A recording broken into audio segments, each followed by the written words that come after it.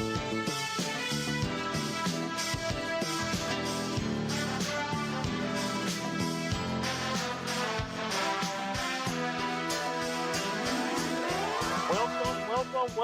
You're listening to the Ask Brien radio show on KHTS 1220 and 98.1 FM. Thank you, engineer. I love that and button. It's not a New Yorker talking, but the and is very close. For those of you who have never listened to the Ask Brien radio show, and by the way, that is spelled ASKBRIEN, as part of the Ask Brien network, ASKBRIEN.com, you're in for a treat. The reality is the Ask Brien network has been around for about 4 years, and the radio show has been around for about 3.5 years. Ask Brien is part of the Ask Brien website, ASKBRIEN.com. And Ask Brien basically was formed to allow business owners to ask other business owners questions and answers to try to solve business problems. So if you own a detail store in New York City and you have a detail operation in Los Angeles, the reality is while the laws may be slightly different from state to state, the issues may come up. So you may be detailing a car, and you may not be able to fix something because there's a burn mark on the seat, whatever. Well, somebody in New York or some other city may have been able to solve that problem in the past. They can help that person solve the problem in California or anywhere else in the country. That's the business community part of Ask Brien. Ask Brien also has another part to solve business problems, and that's the expert part. And the expert part basically involves where people based on their subject. So, for instance, you could be a great marketer, you could be a great salesperson, a great finance person, a great HR person, human resources. Any subject matter base, you can become an expert. But in order to become an expert, you have to be vetted and you have to apply. If you get vetted and then you apply and you're approved, then you are given certain benefits, such as your own profile, your ability to post videos, your ability to post ebooks, blogs, your ability to post webinars and have those webinars post on a national-wide webinar calendaring system whereby people can look at webinars that they're interested in, pick the webinars that they're interested in, and watch it when they choose. Now, Mr. Engineer, everybody asks me, why do you spell Brien with an E? Because most people say Brien is B-R-Y-A-N or B-R-I-A-N, but nobody spells it with an E. Why in the world do you use Brien with an E? Mr. Engineer, drum roll. You don't even have a drum roll. You got to get that going. Mr. Engineer, so why? Well, I'll tell you why, Brien. Here's why we spell it with an E, because the E stands for a number of things that actually kind of relate to the show. So E stands for expert, because you need to be an expert to be on this show. It stands for effort, stands for empathy, also stands for excellence, because you need to be excellent, and then my personal favorite, the engineer part, because you need an engineer to run the show. Hey, that's me. Ayo. Well, you realize, though, that you could get AI and spell it brain because AI is artificial intelligence, and then we wouldn't need the engineer. But you can't spell AI with an E, though.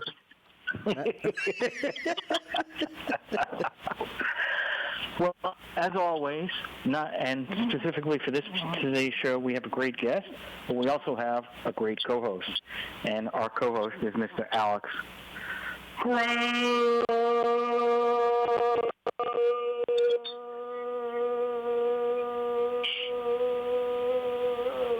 And Alex, is that your name?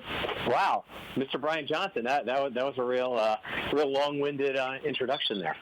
Yeah. Well, yeah. I am guess if I here don't, today. If it doesn't work out for me as a lawyer, and it doesn't work out for me on the Ask Brien radio show, maybe I can do a voiceover or something. Who knows? It's possible. It's possible. Anything's possible. I've heard of people that have 3 companies and getting funded in a week. So anything is possible, right?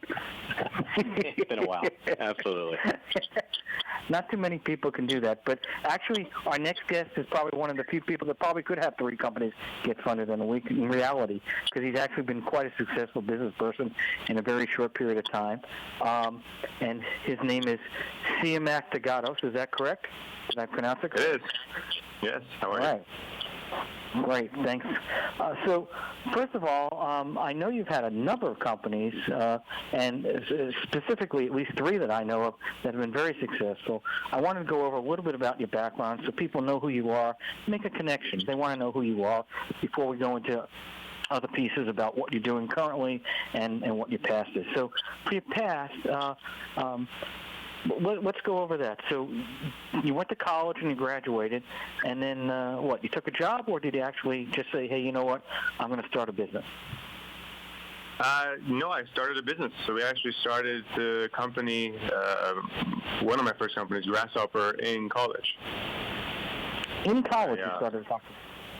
Yes. My first company was actually I think when I was a freshman in high school, but my first real company was Grasshopper, the virtual phone system, and that I met my business partner at Babson. It's an entrepreneurial school outside of Boston.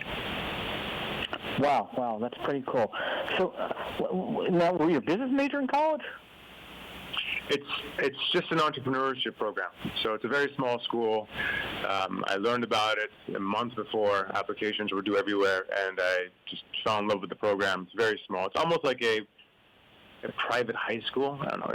It's a good school if you know that business and entrepreneurship is your thing. Wow. And so you're in school, and what did you? First of all, who was the person that co-founded it with you? His name is David Hauser. David Hauser. And so, did you meet him in a class, or how did you meet David? No, and interestingly, we were both doing the same thing, interested in the same thing, which is a virtual phone system. And back then, there was no cloud, there was no SaaS, there was none of that stuff. And we just wanted to be able to run our high school businesses that we brought into college, basically, from our dorm rooms. And then we kind of realized that there was a need for a phone system, or a phone, that when customers called, wasn't answered by my mom. And so we kind of, and coincidentally, we both wanted to do the same thing, and we both, I don't know how he found my email or I found his email or something like that, and then we both started talking about the future of the telecom space, and then it just happens to be that, oh, you're in Babson, I'm in Babson. Like, what a small world. And, when you're naive and you're young, you don't think, you're an attorney, obviously, Peter, so you'll probably be very upset at how we formed a partnership. It was more like, oh, I'm a tech guy, you're a business guy, let's just shake hands and get started. And that was it. And I've been business partners with him since for the past 20 years now, and every venture we've done. Well, I won't be upset because I'm a business litigator, so I deal with partnership disputes. So you just solved my problem. I probably have 10 cases like that with people who did that. Makes it easy. So, a question though, Grasshopper, and by the way, for the users out there, I've used Grasshopper. It's grasshopper.com. It's a great virtual phone system, and they even allow you, they have many, many features. One of the features I remember was that you can actually pay somebody to have a professional person in any language or any type of accent you want to actually record messages for you. But my question is, that to me, at the time that you created this, and that when was that, 2007? What year was that? My memory for dates is just so bad. I want to say it was 2001. Oh, wow. Okay. So it is a long time. It was called Got's Email before. It was an awful name. I spent so much money on marketing. Yeah, exactly, right? It was called Got's Email, GOTVMAIL. And we were one of the first advertisers on Sirius XM, or was it before Sirius and XM merged?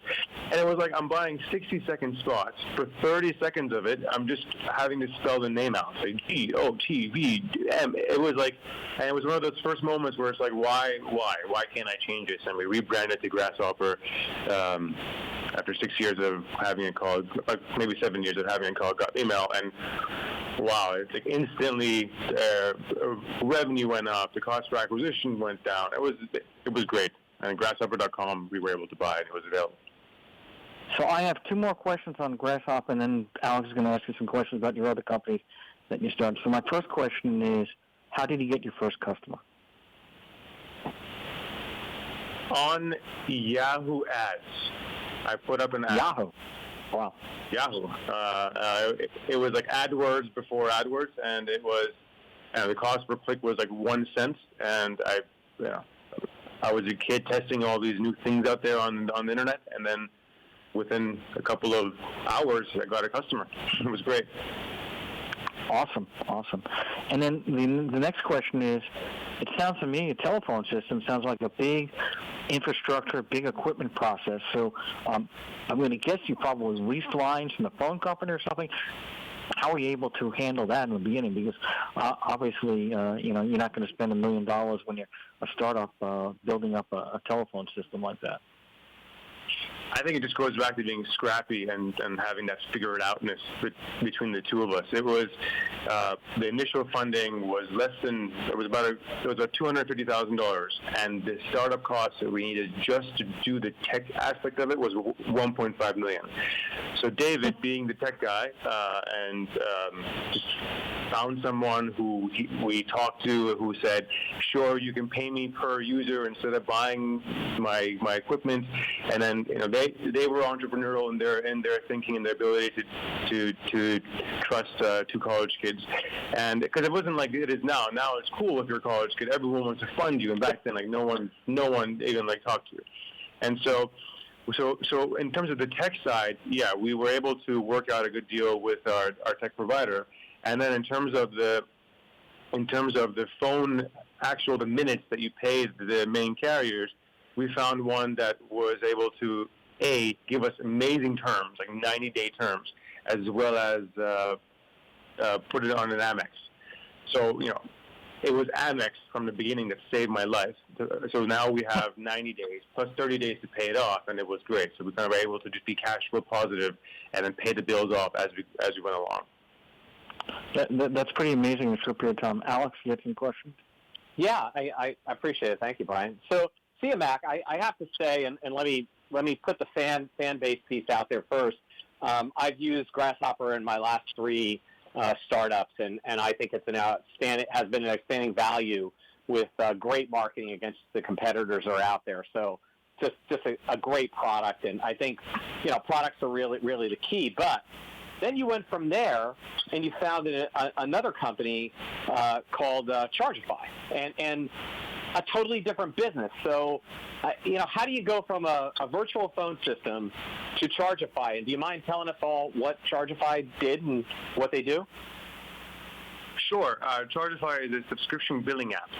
So before, you can just integrate into an API right now. Before, you had to, if you wanted to start a business and charge people's credit cards on a monthly basis and handle declines, you would have to build your own billing app. And we decided that while we were doing Grasshopper, we wanted to do a labs program, and so the labs program was going to spin out other startups.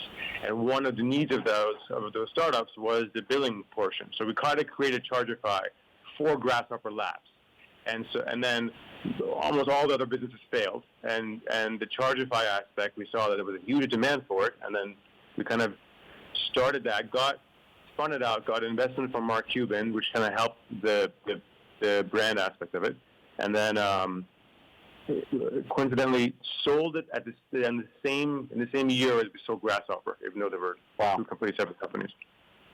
Wow, that's really exciting. And you know what I find really interesting is you did say Grasshopper, and you basically said that you were able to think like an entrepreneur and think like someone who's going to start startups within your company, and that seems like a really risky proposition to try to get one company going and start others. How'd you find the bandwidth to do that?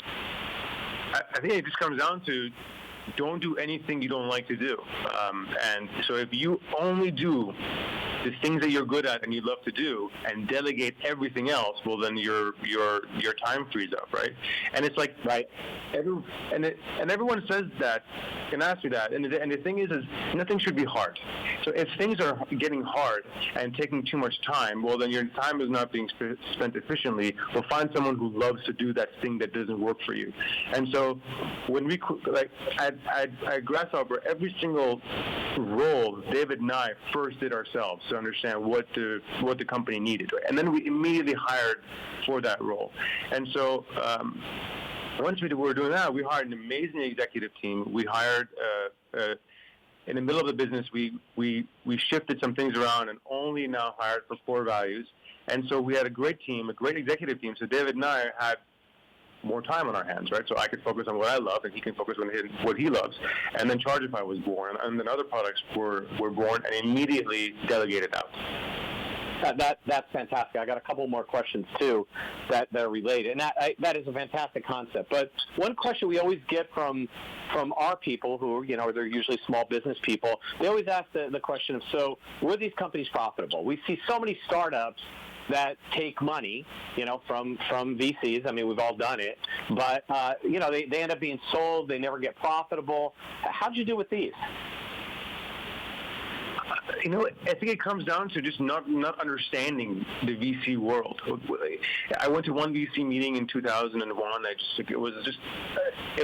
didn't make sense to me that they cared about things other than profit. So for me, it's like, all right, well, if I'm selling something, I need to make profit from it. So the only way we knew how to do it was that, because we didn't know how to raise money. And so it was charge customers, make sure that they're paying you every month so you don't have to keep working at every customer like a sales guy would. And one of the things that we did was fully and only focus on the user experience and marketing, because neither I or David are salespeople, right? So we didn't know how to sell. So therefore we didn't understand that aspect of the telecom world, and we just went direct to the entrepreneurs. And so immediately we made sure that we were cash flow positive, because we had to, otherwise we would go out of business. And that's the beauty of a subscription business. Now you understand how valuable subscription businesses are. Back then it was almost like, we lucked out. We lucked out that we had a great business model and a product that was really in demand for us to be able to charge credit cards and just grow from there. Yeah, and you're 100% right. I mean, the subscription business in my market, big company called Adobe moved to a subscription model. We all thought it was stupid. We thought they were going to lose their shirt. We thought they'd never make money. Now it's very hard to find a software product that's not subscription. So I think you were way ahead of the curve and did a fantastic job. Now, you mentioned something really interesting. You said you were lucky. So I had read, I know you went to Babson. I have friends that have gone to Babson. As you say, it's a really interesting focused school. And you had said something in an interview at Babson about luck. Do you remember what you said about luck? No, I don't remember what I said before. You stumped him, Alex. Well, I'm gonna say this. I'm just gonna read this, and you tell me if you still believe it's true years after. You said, "I've been a very lucky person in life. While some may not agree, luck plays a major role in any success in a successful entrepreneur's career, but it's not enough by itself. The ability to be aware of it and take advantage of that luck leads to new opportunities." And I think if I had to put that up on a plaque on the wall for my team, I would do that. I think it is very true. So I really respect that. Now, do you feel that way 10 years afterward? Yeah, absolutely. I would just repeat that if it was someone asked me again. I think it's like, luck is just, it's a part of life. It's opportunities. It's not just business, but, when you meet the love of your life, it was a lucky chance, a lucky moment, and then you took advantage of that opportunity. And so if you're always looking for those opportunities and you understand, the thing that happened to me today, that's one of those moments that's rare. I'm going to use that, right? And it always makes sense in hindsight. Like, you don't go throughout your day be like, this is a lucky moment. That car there is a lucky moment. But if you're always taking advantage of all the opportunities in front of you, you can look back and say, what started it all for me or this thing that I accomplished was that time that happened. So it has to be beautiful. Yeah, clever. So, Brien, back to you if you can. I was just going to say, for me, luck is when I win the lotto, but that's okay. And that is pure luck. There was no thinking involved in that. You started a third company. How long? It's called SuperFat. When was that company started? How many years after Chargify and Grasshopper? We started that a year ago. We sold Grasshopper in 2015, and David and I kind of took some time off, and not because we wanted to take some time off, but because we just didn't know what else to do. So we kind of took a break. And then SuperFat came because one of the main reasons was David and I wanted to see something on shelves. We wanted to see a product in our hands. Very, very interesting. And how do you feel about that? How do you feel about that change from that subscription SaaS model, that virtual phone system subscription model, to now actually making things? And you might want to talk about what SuperFat is, because some of us know, probably most don't. Alex, I thought you were talking about my weight. Okay. I'm sorry about that, yeah. Sure. SuperFat is a line of keto snacks. We came up with a nut butter, on-the-go nut butter. We're doing cookies. We're doing granolas. Just a whole world of keto-friendly or keto-certified snacks that was born from David's needs after selling Grasshopper. He fully focused on his health, and so one of the things that he saw is, hey, I don't have a good option for the lifestyle that I have. So do you want to start a food business? And for me, it's all about, I'm not a tech guy. So for Grasshopper, it was all about the user and experience and the marketing and the design. And for me, that's the only thing that I care about. And so it doesn't matter if it's food or tech or whatever it is. It just, if it's a great experience, that's what kind of drives me. Well, thank you very much. We're going to take a break. We'll be right back on KHTS 1220 and 98.1 FM. The best live theater can be found right here in the Santa Clarita Valley. The Canyon Theater Guild has been entertaining audiences for decades with top quality musicals and plays. Located on Main Street in Old Town Newhall, CTG also offers workshops for the young actor in your family. For more information, call the box office at 799-2702 or go online to canyontheater.org. Hi, I'm Eric Goldhurst, Head of Operations for Burger King North America. Throughout this time, we've taken steps to take care of our guests. And since we know many of your jobs have been affected by this crisis, we want to help make sure you're taken care of too. If you are looking for work, we are hiring. And there's a spot on our team for you. We know that we'll get through this together, as long as we keep taking care of each other. For more information, call 253-3283. That's 253-3283. If you have a business problem, if someone doesn't honor their agreement and you need an aggressive attorney with over 27 years experience, the Law Office of Peter Bronstein has helped partners resolve disputes, franchisees resolve disputes, and other business owners who have a challenge. Let the Law Office of Peter Bronstein take your stress away. Visit lacorporateattorney.com. Don't wait too long and lose your rights. Solve your business challenge problem today. Visit lacorporateattorney.com. We all know sometimes people lose their way. If you or someone you know is struggling with addiction, the Way Out Recovery SCV may have the answers you've been waiting for. The Way Out is the premier intensive outpatient treatment center serving Santa Clarita. Asking for help is the first step. Call The Way Out today, 661-296-4444. That's 296-4444 for a private free assessment. The Way Out is an accredited, affordable outpatient program that accepts most insurance. Call us at 661-296-4444 or check us out online at thewayoutrrecoveryscv.com. Quit battling with yourself. Ask The Way Out for help today. Hometown, your hometown station.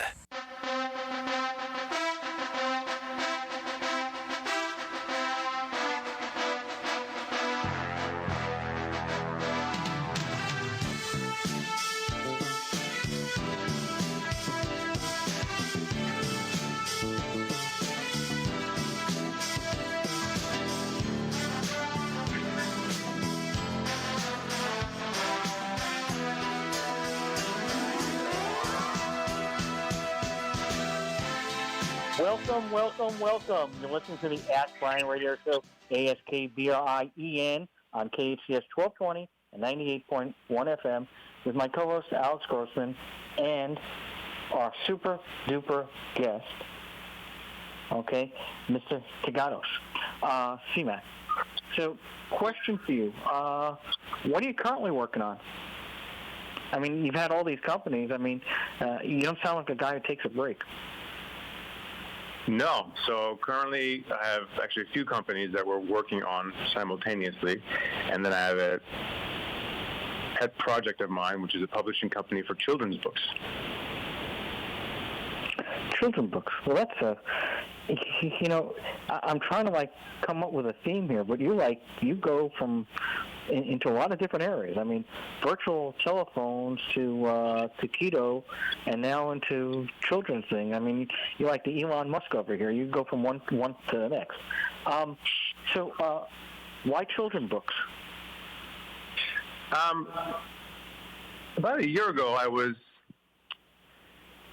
we had just accomplished something nice at Superfat, and it was just on reflecting of, oh my God, I can't believe we did this. I don't remember what it was, but I remember that I always refer back to a poem that my dad taught me when I was a kid, and it was a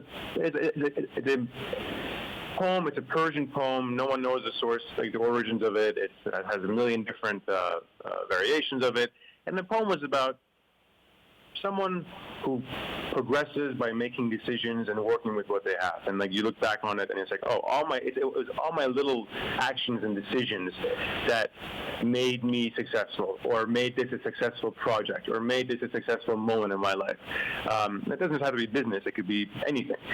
And so I thought to myself, I'm so lucky, it goes back to the luck thing, that I spent hours and hours in the car with my dad while he went to work and I had school near him. And so he taught me these poems. And then this poem stuck with me for my whole life. And I want other kids to learn this poem, but the poem itself wasn't a good poem for a book or anything now, because it was Persian. So I came up with my own version of it in English. And it's a book that is just there to help kids. That's it. Give back. It's my way of giving back. Well, that's awesome. And do you try to teach business lessons or emotional lessons? What are you trying to do with the books? Is there a theme, or is it just all over? No, well, you can't. I mean, what does a 5-year-old know about emotional intelligence or business? It's like when you read exactly. The little engine that could, right? It's a book about perseverance. Oh my God, that's my favorite book. That's my life. Go ahead. Yeah. See, it's like you read that as a kid. It's about a caboose who, helped the train go up and persevered. It wasn't like now a children's book on perseverance by so and so. It was, these stories stick with kids, and you may persevere in the future because of many reasons. But it's like, I remember that book. You know what? Let me give it my all today, right? And that's what the Persian poem did for me. And so it's about a kid who comes across it's called The Mountain and the Goats. It's the first book.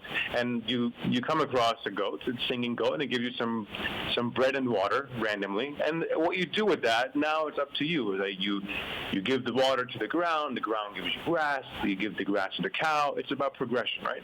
And so if you take little actions, it's not just I want to do something amazing, because sure, everyone does, but without execution, without those little moments in life where you actually do something, it's not going to lead to that big success in the future. So I think that's the concept that I want kids to kind of understand at a young age, versus just me writing a book, after I sold the company for adults about how I did it, because that's not going to help anyone.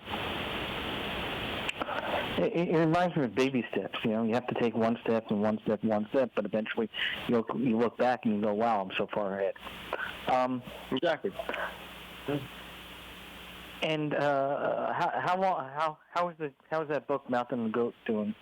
Is that? We're launching next week, so I don't know yet. And that book is going to have the theme about taking small steps to accomplish a goal. Yeah, exactly. It's literally that. It's like small steps, fun little world. It's a very simple story. It's almost like a poem that you just have to. So it's like small steps to lead to something nice at the end for a kid, and the end result is the kid builds a treehouse with his father and takes a nap, which is what every kid wants to do at some point, right? So it's not like I made the next iPhone. No, it's just a story about progression, and so there's no other business aspect to it except the fact that entrepreneurial thinking is really something that transcends all parts of your life, and that's the point. Is like being resourceful, entrepreneurial is not just business. And I think people are missing the message on that, and it could be anyway. I think today a lot of kids, they don't grow up with the experiences. They don't have those experiences that kids had years ago. They don't have the grandfathers and fathers and grandmothers and mothers telling the stories and giving the experience, right? It's like no one knows how to milk a cow now. They go to the store. They don't even go to the store anymore. They buy milk online, right? So any way you can teach them to be more resourceful, I think is really exciting. So I think it's a really good idea. But you said this is your first book, so are you thinking of a series of books, and how are you publishing these? Well, I started my own publishing company because I kind of looked at the publishing world and I realized, like everything else, you just break it down into parts. I think Alex, you would appreciate this.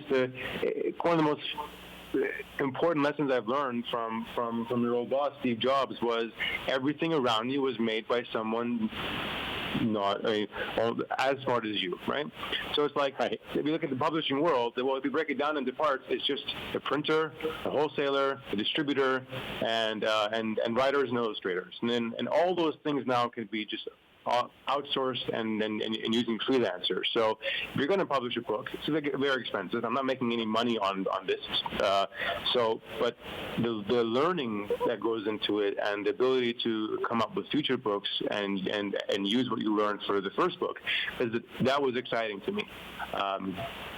And because I had a second book already in my head for another lesson for kids to be creative. That's great. That's really great, and it also, it talks about that entrepreneurial spirit as well, of just how you looked at it and said, I can do this better. And again, that was one of our drives. My former boss had a lot of that drive. Hey, we can always do it better. Excellence in everything we do. So that's really great to hear. Now, what's the availability? How are you going to market that book? Just on Amazon for now. They're hardcover books, learning Amazon publishing, Kindle publishing. It's a kid's book, but you got to have Kindle because it's how you market books these days, and leads to the sale of the hardcover book. And so right now it's just Amazon, and then see how that does, and then move on from there. It may again. So everything like a business, everything is about testing, right? So we've always tested everything, and the ones that stick, we just scale, whether it's A/B testing your SaaS product or selling a book. Makes perfect sense. Back to you, Mr. Brien. So I read somewhere something in connecting to you with the word emotional intelligence, and many people don't know what that means. So can you explain what emotional intelligence is? I think you're just understanding other people, putting yourself in their shoes, and it's just such an important part of life, and that's overlooked. But now I think it's good that people are learning more about it, and hopefully they'll be taught more, because I think you can't do anything without emotional intelligence. And fortunately or unfortunately, there are some personality traits that simply don't have it. And I think if you are one of those, for example, Asperger's people, right? They're very smart in some things. They lack emotional intelligence on certain aspects of life. And so it's good to partner up with people that complement those skills. So I think that's why a lot of business partnerships work when you have two completely different kinds of people, and one of them has to be the EQ guy or girl. I think that's what Steve Jobs did brilliantly, right? That sounds like the word empathy, and putting yourself in other people's shoes. So that's another good question. So, and I know it's slightly off topic, but I want to bring that up. You've had a partner for quite many years. Typically, partnerships don't last, maybe because one of the areas of law that I practice is partnership disputes, but so maybe I'm tainted. But there is this connection here that you have been with a partner, even though you've had successful companies, and you're still with that business partner, and that's something that's kind of unique. What do you think was the reason why you guys have stuck it out all this time, all these many years, and are still business partners in business ventures? Yeah, I've thought a lot about that in terms of is there a right answer for that? I'm not sure. It's like there's some very successful marriages. Why? Well, I think complementary skills. Like, we are complete opposite people. Like, David and I are very, very different people, but we have the same values. And I think when you have core values that are aligned, then you can build something great together. And the fact that we're very different, we have complete different skill sets, but we understand each other's roles well. Like, David is not at Grasshopper, he wasn't just a tech guy that didn't understand business. He was also very good at the business model and operations, and so we were able to help each other out when we needed, and we let each other do our own thing when we didn't. So it worked out well. And you make one successful company, you make another successful company with a business partner, and the statistic is, what a lot of people don't know, is that most successful companies are started by founders who have had a previous company together. And that, when you think about that, it makes a lot of sense, because you learn a lot. Now it's like for Superfat, our company today, we basically took 10 years of learning a Grasshopper. We implemented it in a week, and we just went full scale ahead. And imagine if it was someone new, I would have had to learn their motions and their techniques and everything else, and waste 3 years of my life on that. So the concept "success breeds success" has part of it, as well as familiarity and loyalty. But it's an interesting concept there. But just like the environment and heredity comes up with people, also this other concept, is your best match, and I'm not just talking about business, but anything in life, is your best match someone who's complementary with you, and you do opposite things, and some things you do well, or is it someone that, that you and that other person have commonality and are in the same concepts and same things. And in actuality, I think that I think you're right on. I think that the reality is complementary things are going to work better. If you have two salespeople, two marketing people get together to start a company, well, you might be very good at one category, but you're not going to be good at that other category, and you may even have differences about how you want to approach it, selling high-ticket items, low-ticket items, 500 different other issues. So I tend to agree with you on that. You said you have another book planned without spilling anything or doing anything confidentiality. That's going to be another children's book, and it's going to be along the same lines, or can you tell us anything about that, or is that still something you want to hold up? Yeah, I can tell you the title was "Why Does Everyone Talk About the Weather?" is the title of that book, and it goes back to the same theme of instilling some certain values that not everyone gets or not everyone learns, and so you're lucky enough to have. So if The Mountain and the Goat is about emotional intelligence and resourcefulness, why does everyone talk about the weather? It would be about having more interesting conversations and raising kids to not just rehash the same things adults do. But that's 6 months away. So let kids be kids.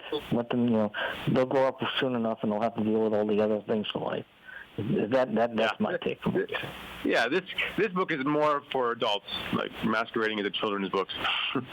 Because if you keep talking about the weather in front of a kid, and they grow up thinking, oh, it's good to make small talk talking about the weather, and then they kind of get into that adult world and be influenced by that. I think that's a very interesting concept.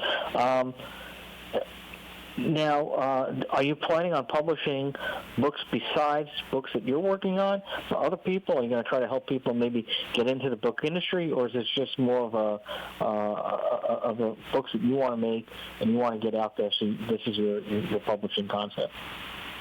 No, it's not just my books. I had two ideas for books. They're being done, and then if it's someone else who reaches out and wants to do a book for kids that's there to inspire a generation of, as I said, resourceful children, creative children. If it's a moral lesson, great. I'm happy to. If the publishing company does only 2 books, and those 2 books help a lot of kids, great. If we do 20 books, then it becomes a real business. Then again, they'll get it out and be publishing many books. Are you the only person at the publishing company, or do you have a few people working there now? No, it's just me. We have a lot of people we freelance out to. So it's like the illustrators, I find illustrators from previous work, the designers who work on all my companies together. So it's like we find really good people, and then they just help us out on all businesses that we're doing at the same time. Now that project is just with you, correct? Or are you also partners with David? No, this is just mine.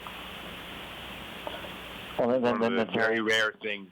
Because it's not a real business, right? It's just a way of giving back. That's why it's more. But I think you said something really interesting in there. That two things that I picked up on that I think a lot of people really need to understand is that, and it's not just my own personal experience that you know, from the VC world, that VCs that will always say to you, we invest in teams, we don't invest in ideas and products, we invest in great teams. But I think you say that same thing, and that it's a lot easier to work together with people you work with, or to try to build solid teams. Don't think of your partnership as just this one-time thing. Think of it like a marriage, where it's a lifelong partnership, and you know, together you can do other things. I think that's important. And I think you also touched on leveraging. So as you said, you're working with some of the same people you've worked with in other, or maybe a number of people you've worked with in other ventures. The beauty of that is leveraging smart people across the board, and also, again, not taking the time to have to learn how you work together. You know, I've in my own career, I've had a number of people that I've worked with, and Brien knows some of them, where, you know, we could finish each other's sentences. I could put an idea up on the whiteboard and say, here's what we want to do, and I would draw a horrible storyboard of it, and they would come back and it would look exactly like what I saw in my mind, which didn't look anything like what was on the whiteboard. And I think having those relationships goes a long way. Oh, absolutely. We're going to be. And imagine you have another project that you want to do. You have the same exact situation with the same exact person, and so now just be by yourself so much time. It's great. Yeah. We're going to be right back. We're listening to KHTS 1220, 98.1 FM, the Ask Brien radio show. Hi, I'm Miles McNamara, certified senior advisor and owner of Comfort Keepers and Home Care. Our caregivers help you in your own home. A Comfort Keeper can provide companionship, meal preparation, medication monitoring, assistance with personal care, transportation to doctor appointments, all enhancing your independence and safety in the comfort and privacy of your own home. So if you or someone you love could use a helping hand at home, call Comfort Keepers at 287-4200. That's 287-4200. This is Bradley Gross from Santa Clarita Grocery. Santa Clarita Grocery serves fresh groceries to families, individuals, and those experiencing homelessness. At Santa Clarita Grocery, out of every dollar donated, a full 99 cents goes directly to the needs being addressed. As an all-volunteer-led organization, we operate on a 1% overhead, receiving no government funding for our operations in the community, resulting in us being one of the most efficient charities in the Santa Clarita Valley. If you're looking to support the good for our community, please consider partnering with us by donating to Santa Clarita Grocery. What is donated is specifically kept in the Santa Clarita Valley, helping over 3,000 families, including 5 other community charities. Please visit our website, santaclaritagrocery.org, or visit us on social media, or call us at 425-7575. That's 425-7575. If you have a business problem, if someone doesn't honor their agreement and you need an aggressive attorney with over 27 years experience, the law office of Peter Bronstein has helped partners resolve disputes, franchisees resolve disputes, and other business owners who have a challenge. Let the law office of Peter Bronstein take your stress away. Visit lacorporateattorney.com. Don't wait too long and lose your rights. Solve your business challenge problem today. Visit lacorporateattorney.com. It's like no other station I've ever listened to. It's great. Your hometown station.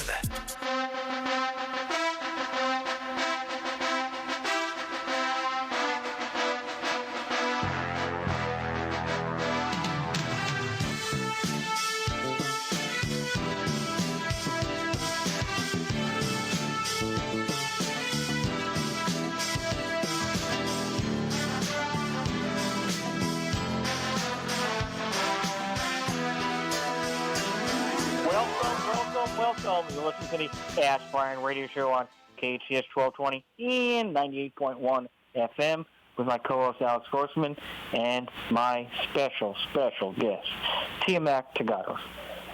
So, a couple of questions for you. My understanding is what is the publishing site that you have? What is the website address for that? It's called poettibooks.com. P like Peter, OETTI books.com.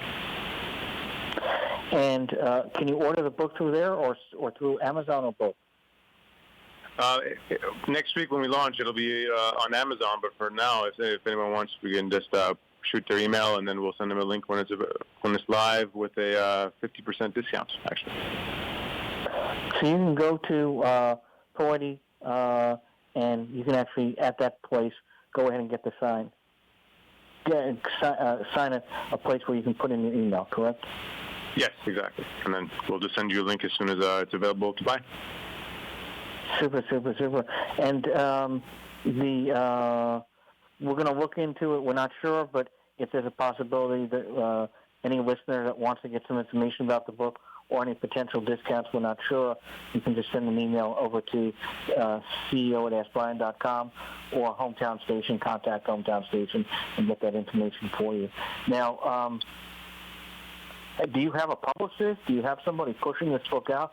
I mean, I got to imagine it's pretty difficult to get everything out when you're just starting this new concept, your first book. Yes, we have a PR team working for us for the book called Publicity for Good. They're doing a great job, and reaching out to one of the things I'm starting to do is reaching out to educators and teachers and seeing if they're and donating books to their classes whoever thinks that it's valuable for their students. And so starting next week, we've already sent a few hundred books to kindergarten classes and first grade classes throughout the U.S. And so we're trying to leverage the PR that we get to also make teachers aware that we're doing that as well. That's great. Now, the book is available in hard copy, obviously, but is also available in a digital format? It will be available on Kindle, yes. Obviously, it's nicer to have it in your hand, but the Kindle version also going to get the story across. And is there going to be any issues with COVID-19? Some kids aren't going to school. They're doing some virtual schooling. So is there availability to get it that way or no? Just on Kindle. And then the thing is on the Poetti Books website, there's a YouTube video of the book being read. So anyone that just doesn't want to buy the book and just wants to watch it on YouTube can do that as well. Again, the whole point of the book and the publishing company is just to help kids. So whether they buy the book, they watch the YouTube video, they get the Kindle version, let's just inspire them to be resourceful and kind of learn that traits for their future. Alex? I think that's great. I love the idea that you're going through Amazon on this, which I wonder why you chose that outlet. I mean, Amazon used to be only known for books, right? But is that, if you were recommending someone writing a book today, would you recommend them doing that as well? If they want to make money, I don't think so, because Amazon takes a lot of fees. But for someone like me, because I do so many other things, it's a lot easier for me to tell the printer, hey, send 50,000 books, here are the labels, send them to Amazon, and then the fulfillment center is just doing it from Amazon. So for me, it's very easy. But for someone who's done up and this is their source of income, I'm not sure. It's for a children's book. It's pretty expensive. Even the print on demand for the paperback version we were going to do, the profit on that book is about $1. So it doesn't make sense. That's why we started a publishing company to the things that I learned for this book use for the next book, and then hopefully other authors if they want to publish books with us. This way that we can at least hopefully make them some money. That's great. I know we only have a couple of minutes, but I want to ask you one word or one sentence of advice for entrepreneurs, given your incredible success, being so young, and serial entrepreneurship. What word of advice would you have for any of our listeners that are entrepreneurs just getting started? I think you just have to be resourceful and scrappy. It's the most important thing. It's like, yeah, there's. It doesn't matter how much you have or you don't have or what you're doing. It's like it's been done before. Usually, most things have been done before. Figure out how they've been done and just do it better. My cafe press today. It's going to be my Be Scrappy T-shirt getting printed. So I love that. Thank you. Thank you very much. You're listening to KHTS 1220, 98.1 FM. Thank you very much, and welcome over. Thanks, guys.